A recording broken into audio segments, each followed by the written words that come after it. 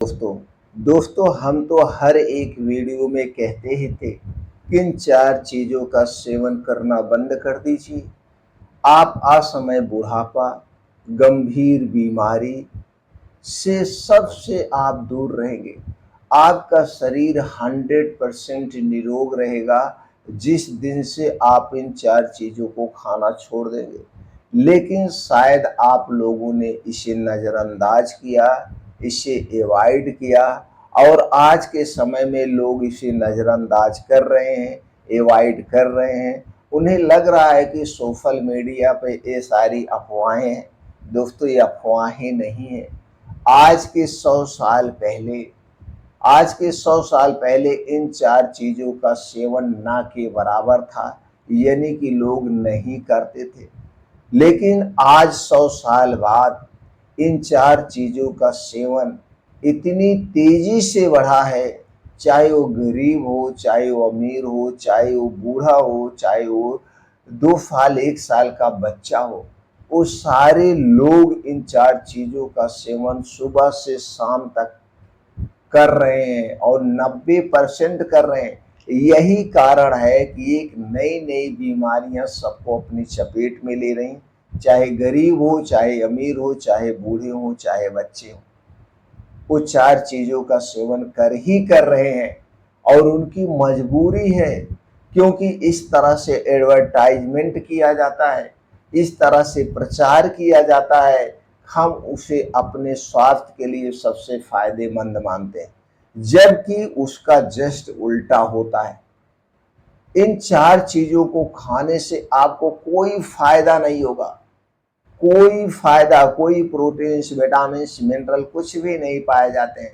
पाया जाता है तो सिर्फ और सिर्फ ट्रांस फैट, मोटापा और बीमारी। 3 चीजें ही मिलती है, इसके अलावा कुछ नहीं मिलती है। अगर आपको विश्वास नहीं हो रहा है तो ध्यान से वीडियो को अंत तक सुनिएगा। सुनने के बाद सुनने के बाद 10 मिनट तक बैठ के विचार करिए, फिर जवाब दीजिए। फिर आप हमें कमेंट सेक्शन के माध्यम से बताइए, सर जी वास्तव में ये चीज़ें ही हैं जो हर एक बीमारी की जड़ है। और जिस दिन से आप ये छोड़ देंगे, प्रैक्टिकल के तौर पे किसी की बात मत सुनिए, किसी की बात मत सुनिए। कोई कुछ भी कह रहा है आप जाने दीजिए। सिर्फ और सिर्फ 3 महीने के लिए इन चीज़ों का सेवन करना आप बंद कर दीजिए। फिर आप देखिए जो आपके शरीर में बदलाव होगा, उस बदलाव से आप चौंक जाएंगे। ये मैं नहीं कह रहा, अब इसे WHO ने भी मान चुका है। अब इसे WHO ने भी कहना शुरू कर दिया है कि भैया इन चीज़ों का सेवन कम कर दीजिए या फिर आप छोड़ दीजिए, क्योंकि वो डायरेक्ट नहीं कह सकता कि आप इसे बिल्कुल मत खाइए। वो ये कह रहा है या तो छोड़ दीजिए या तो फिर कम कर दीजिए, तो आप स्वस्थ और निरोग रहे।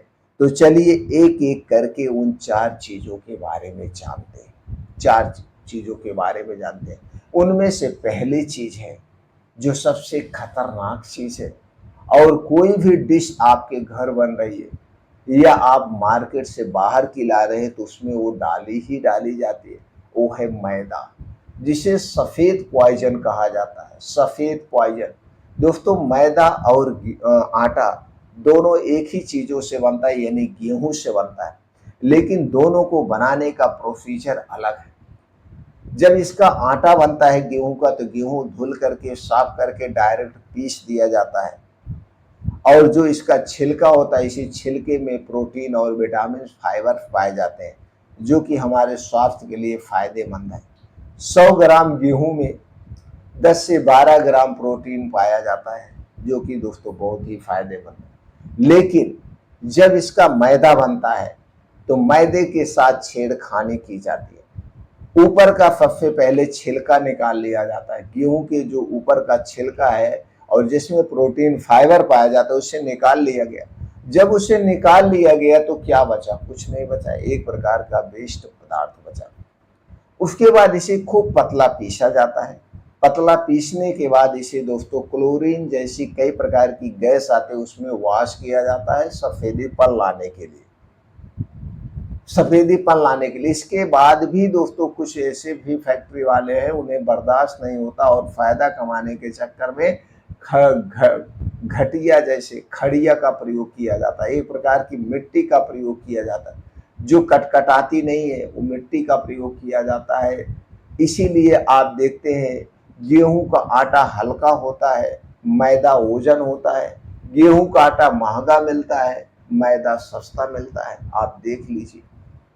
और जितने भी खाने पीने की चीजें हैं, चाहे ब्रेड हुआ, टोस्ट हुआ, चाउमीन हुआ, पिज्जा हुआ, बर्गर हुआ, मोमोज हुआ, बिस्किट हुआ, आइसक्रीम हुआ, मिठाइयाँ हुई, ये सारी चीजें मैदे से ही बनाई जाती हैं। अगर तीखी चीज है तो उसमें नमक या लाल मिर्च का प्रयोग किया जाता है। अगर वो मीठी चीज है तो दूसरी जो मैं सबसे खतरनाक चीज बताने वाला हूं वो है चीनी। चीनी का प्रयोग किया जाता है। चीनी से हमें क्या मिलता है? चीनी से हमें मोटापा मिलता है, डायबिटीज मिलती है, ब्लड प्रेशर मिलता है, गैस एसिडिटी मिलती है, और कुछ नहीं मिलता है। चीनी से और कुछ नहीं मिलता है। लेकिन चीनी के बिना आप जिंदा नहीं रह रहे हैं। आज कितना भी गरीब क्यों ना हो, अगर उसके घर में 5 लोग हैं तो 5 से 10 किलो चीनी वो खा जा रहा है, ऐसे ही चाय के तौर पे या घर पे जो डिश बनती उसमें मिला करके 5 से 10 किलो तो चीनी यूज ही हो रही है।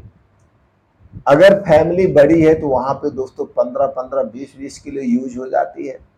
ये तो घर पे आप ला रहे चीनी, चीनी से बनी हुई जो चीजें आप खा रहे हो वो तो अलग ही हो गया। अगर 100 ग्राम की पैकेट की बिस्किट आप खा रहे हैं या 50 ग्राम की छोटी पैकेट बिस्किट की खा रहे हैं तो उसमें आप 25 ग्राम तो ऐसे चीनी ले रहे हैं।